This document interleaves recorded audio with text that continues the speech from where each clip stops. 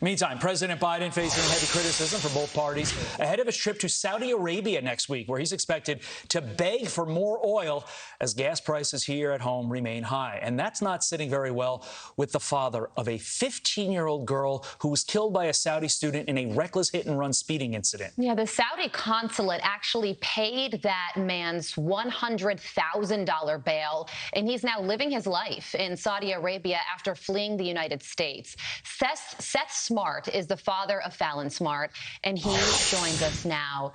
Seth, good morning to you. We are so sorry for your loss. We know this has been a long and horrific journey for your family, which started in 2016. Can you tell us what happened to your daughter? Yeah, she was crossing the street. Was out with friends, and she was struck by a speeding car and killed.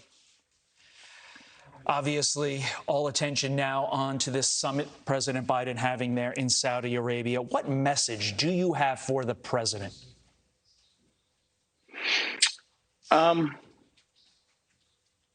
not very political. I don't know all the ups and downs, but I do know this, that any agreement between the U.S. and the Saudi government that does not address these Saudi students that have not stood trial, and these guys have been accused of things like rape, possession of child pornography, and of killing my daughter Fallon. If this is not addressed, then in my mind, it's not a good deal for the U.S. Senator Ron Wyden from Oregon, he said it best. He said the United States cannot value Saudi oil more than the blood of Fallon Smart and Jamal Khashoggi. And I think that basically says it succinctly. Well, it turns out that the person who hit your daughter was a Saudi teenager, and the Saudi consulate hired a private defense attorney who secured his release on bail. And then apparently he was driven to a remote area where he removed his ankle monitor. If that reporting is accurate, do you know if the president knows about your daughter's case? Have you had any interaction with either the Trump administration or the Biden administration on this?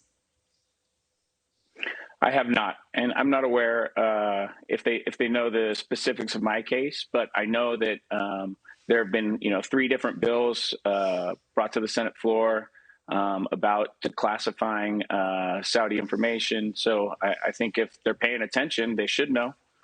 I think you raise a very important point. You said you're not very political when it comes to issues like this. You mentioned a Democratic senator who brought the bill to the floor. I think that this issue crosses party lines because it's not a Democrat-Republican. It's an American issue. The lives of Americans need to be valued. You need to get justice for your daughter. But, Seth, do you think you will? At this point, no. I think that there's not a lot of political will, and the Kingdom of Saudi, they're a non-extradition country. They're looking out for their citizens, and they have no respect for our laws, our due process, or justice within our borders. And it's heartbreaking for me and for my family, but for these other victims and their families, it's hard to wrap your head around that they can act with impunity within our borders and there's no consequences. It is hard to wrap your head around. Our heart breaks for your family. Seth Smart, thank you so much for joining us this morning, shining a light on this case. We appreciate it. Thank you very much.